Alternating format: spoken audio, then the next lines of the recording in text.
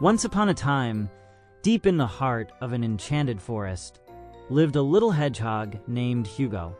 He was no ordinary hedgehog. His quills shimmered under the moonlight, and he had a knack for finding hidden paths through the densest woods.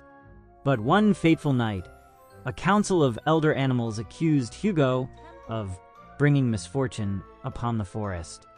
The trees had started to wither, and food had become scarce. Although Hugo was innocent, the elders, blinded by fear, banished him from the only home he had ever known. As Hugo trudged towards the unknown, he turned back for one last look at the forest, whispering, "I will return." Hugo found himself in a strange new world, a vast and bustling city. Towering buildings replaced the trees, and instead of birds singing, there were roaring engines and honking cars.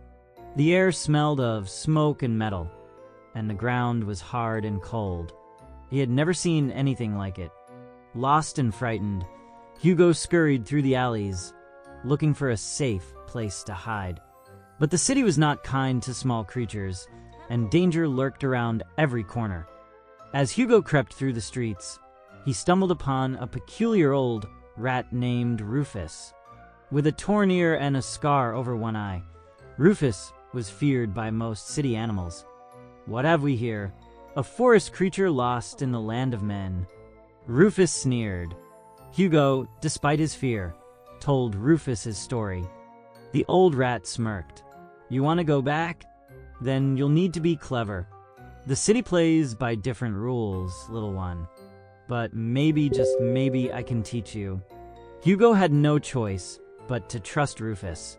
The rat taught him the ways of the city, how to find food, how to dodge the watchful eyes of the humans, and most importantly, how to navigate the endless maze of streets. With every lesson, Hugo grew stronger and smarter. But Rufus had his own agenda. "One day, you will owe me a favor," the old rat warned. "And when the time comes, you must repay it." One night, as Hugo roamed the city searching for a way back home, he overheard two humans talking. "The old train yard still leads to the forest," one said. Hugo's heart leapt. This was his chance. He sprinted back to Rufus, eager to share the news. But Rufus narrowed his eyes. "It's not that simple. The train yard is guarded by the Iron-Clawed Gang, feral cats who tolerate no intruders. If you want to get past them, you'll need a plan." Determined, Hugo spent the next few days watching the cats from the shadows. The gang's leader, a massive black feline named Vesper, ruled with an iron paw.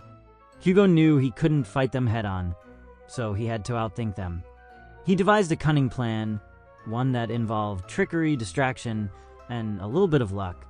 When the night of the escape arrived, Hugo put his plan into motion. He lured the gang away by setting off a chain of falling trash cans, causing a ruckus loud enough to wake the whole neighborhood. As the cats rushed to investigate, Hugo darted past them and slipped through a gap in the fence, his heart pounding. He had done it, but just as he reached the train yard, a shadow loomed over him. Vesper had seen through his trick and was waiting. Vesper lunged, claws flashing like silver daggers.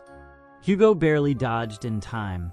The train yard echoed with the sounds of their battle, quills against claws, speed against strength. Just when it seemed Hugo would be captured, a familiar voice rang out. Enough! It was Rufus.